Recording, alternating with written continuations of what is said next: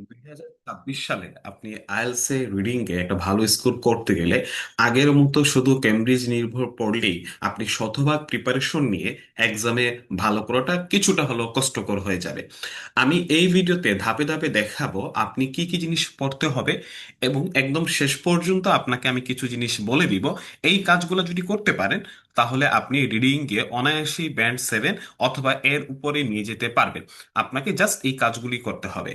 প্রথমে দেখুন, আমাদেরকে যখন আমরা রিডিং এর প্রিপারেশন নিব তখন আমাদের তিনটা ম্যাটেরিয়ালস কালেক্ট করে ফেলতে হবে। এই তিনটা জায়গা থেকেই পড়তে হবে, এর বাইরে কিছুই লাগবে না। সেটা কি? আমাদের কেমব্রিজের যে বইটা আছে 11 থেকে 20, এইটা মোর দেন ইনাফ, এইটাই হলে হবে।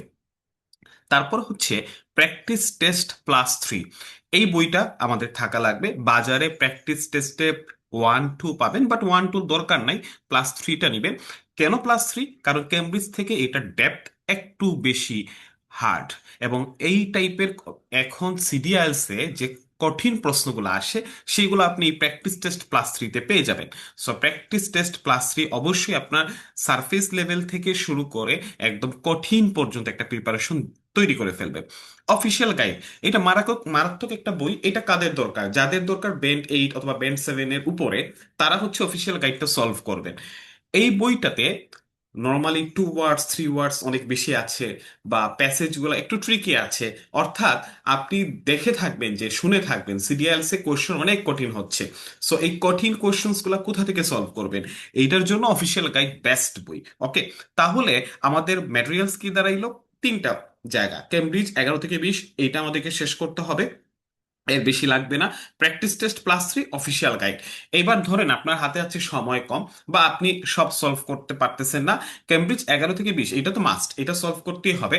প্র্যাকটিস টেস্ট +3 আর অফিসিয়াল গাইড, এইগুলাতে যতগুলা টেস্ট আছে আপনি সবগুলা না করতে পারলেও মিনিমাম প্র্যাকটিস টেস্ট +3 থেকে 4টা টেস্ট, অফিসিয়াল গাইড থেকে 4টা টেস্ট, 4টা 4টা 8টা টেস্ট করে ফেলবেন, সব যদি নাও করতে পারেন। এবার আপনাকে রিডিং এ যে টপিকগুলা কভার করতে হবে আমি এইখানে একটু আলাদা করে দিচ্ছি, এবং এখানে আমি বোঝানোর কিছু আছে, জাস্ট টপিকের নাম না, আমি যেহেতু দুইটা জিনিস আলাদা করছি বলি। আমাদেরকে টোটাল 10টা টপিক কভার করতে হবে: true false not given, gap fill, matching paragraph information, MCQ, yes no not given, summary without ক্লো।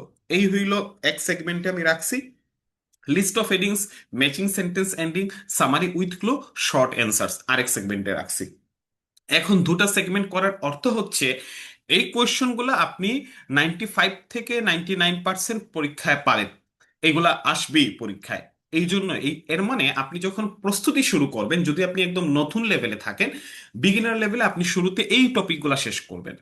এখন আপনি ধরেন বিগিনার লেভেল শেষ, মিডিয়াম লেভেলে যেতে চাচ্ছেন অথবা অ্যাডভান্সে উঠবেন, তখন আপনি নিচের টপিকগুলো সলভ করবেন: list of headings, matching sentence ending, summary with Chloe, short answers. এই চারটা কোয়েশ্চন পরীক্ষায় আসে 80 to 85%, এইরকম, মানে মাঝে মাঝে বাদ পড়ে যায়, বাট এইগুলা থাকে এইরকম। কিন্তু এখন আপনি যদি উপরের গুলা করেই পরীক্ষার হলে যান, ন, আপনি তখন ধরা খাবেন। আবার নিচের গুলা করেই তাও ধরা খাবেন। আপনাকে দুটাই করতে হবে, কিন্তু প্রিপারেশনের শুরুতে আপনি প্রথম সেগমেন্টের যেগুলা এগুলা ভালো করে শেষ করবেন, তারপরে আপনি নিচের চারটা শেষ করবেন। আর এগুলা কোথা থেকে শেষ করবেন আমি বলেই দিচ্ছি, এই বইগুলা থেকে। এই বইয়ের বাইরে আর কিচ্ছু করার দরকার নাই। এক্সট্রা মাক্কা রিডিং বই কোনো কিছু দরকার নাই। অমুক কোচিং তমুক কোচিং এর রিডিং ম্যাটেরিয়ালস এর আলাদা করে প্যাসেজ সলভিং দরকার নাই। আপনি এইগুলাই সলভ করবেন। এর বাইরে আপনি হচ্ছে, আমি একটু যদি বইগুলো একটু দেখায় নিয়ে আসে আপনাদের জন্য, এইখানে বইয়ের গুলা ছবিগুলো একটু দেখেন। ধরেন বাজারে যাবেন, অফিসিয়াল গাইড, এই যে দেখুন অফিসিয়াল গাইডের এই পিক, এইটা হচ্ছে অফিসিয়াল গাইড। বাজারে গিয়ে অফিসিয়াল গাইডটা কিনে ফেলবেন। আর একটা হচ্ছে আপনাদের দেখাই, প্র্যাকটিস টেস্ট +3, রাইট? এই যে বইটা practice test +3, practice test plus ভলিউমের 1 2 3 তিনটাই আছে, আপনি 3টা নিয়ে নেবেন। এইটা, সো এই কাজগুলো যদি আপনি করতে পারেন, আমি গ্যারান্টি দিয়ে বলতে পারি আপনার রিডিং এ মিনিমাম হইলেও তো 7 থাকবেই, এর উপরেও আপনার রিডিং চলে যাবে। ওকে, এন্ড দেন আপনি রিডিং এ কিভাবে প্রস্তুতি নিবেন, কতটুকু সময় নিয়ে নিবেন, কি কি জিনিস সলভ করবেন, এই সকল জিনিস বা ভোকাবুলারি কি করতে হবে, এই সকল জিনিসগুলো যদি আপনি জানতে চান, অবশ্যই এই ভিডিওর কমেন্ট সেকশনে বলে দিবেন। নেক্সট কোন ভিডিও নিয়ে হাজির হব সেটাও জানাবেন। আইএলস ডেনের মার্জান ভাইয়া আপনাদের জন্য সবকিছু রেডি করে সুন্দর করে বুঝিয়ে দিবে।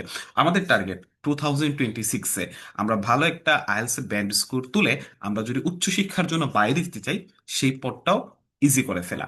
সবার জন্য অসংখ্য শুভকামনা। আল্লাহ হাফেজ।